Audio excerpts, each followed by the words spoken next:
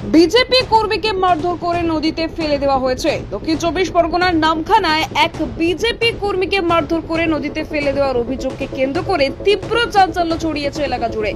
ঘটনায় অভিযোগের তীর উঠে এসেছে তৃণমূল আশ্রিত দুষ্কৃতীদের বিরুদ্ধে। গুরুতর আহত অবস্থায় ওই বিজেপি কর্মী বর্তমানে কাকদ্বীপ সুপার স্পেশালিটি হাসপাতালে চিকিৎসাধীন। আহত বিজেপি কর্মীর নাম তারাশঙ্কর পড়ুয়া। স্থানীয় সূত্রে জানা গিয়েছে, গতকাল রাতে তিনি নামখানার নারায়ণপুর ঘাট এলাকায় গিয়েছিলেন। অভিযোগ, সেই সময় আচমকায় কয়েকজন দুষ্কৃতী তার উপর চড়াও হয়। প্রথমে তাকে বেধড়ক মারধর করা হয় এবং পরে জোর করে নামখানার হাতানিয়া দোয়ারিয়া নদীতে ফেলে দেওয়া হয়েছে বলে অভিযোগ উঠেছে। ঘটনার পর এলাকায় আতঙ্ক ছড়িয়ে পড়ে। স্থানীয়দের দাবি, নদীতে পড়ে যাওয়ার পর আহত যুবক প্রাণ বাঁচানোর জন্য চিৎকার করতে থাকেন। পরে নদীতে থাকা একটি ছোট ডিঙি নৌকার মাঝিরা বিষয়টি দেখতে পেয়ে দ্রুত তাকে উদ্ধার করে। গুরুতর আহত অবস্থায় তাকে প্রথমে স্থানীয়ভাবে প্রাথমিক চিকিৎসা দেওয়া হয়। পরে অবস্থার অবনতি হওয়ায় কাকদ্বীপ সুপার স্পেশালিটি হাসপাতালে ভর্তি করা হয়।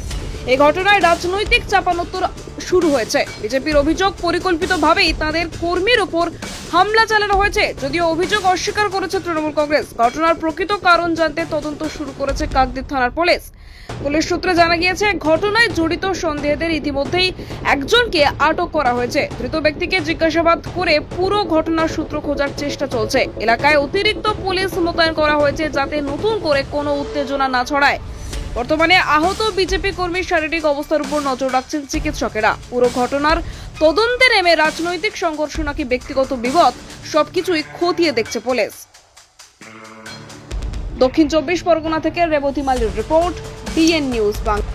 সন্ধ্যার মুখে আমি যখন ভেতরে আমাদের নারায়ণপুর ভেতরে ঘাটে গেছিলাম, আমাকে দেখে বললো যে গৌতম পাল্লার যে ঘর ভেঙেছি তা তুই বললি কেন? কে বললো? ওই টিএমসির যে মানে গুন্ডা বাহিনী নসাদ।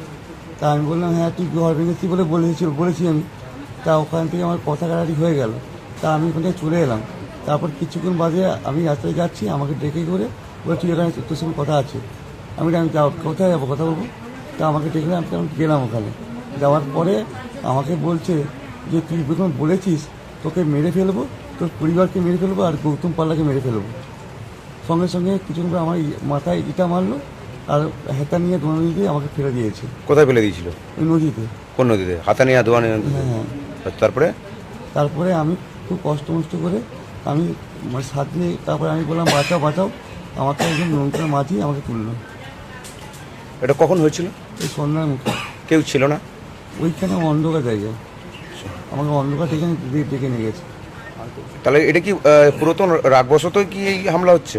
হ্যাঁ, রাজনীতি। এই মুহূর্তে তো আপনারা শাসক দল, হ্যাঁ। তারপরেও বিরোধীরা আপনাদের গায়ে হাত তুলছে, আপনারা অভিযোগ করেননি কোথাও? বিরোধী বলতে ও মোহামেডান মুসলিম।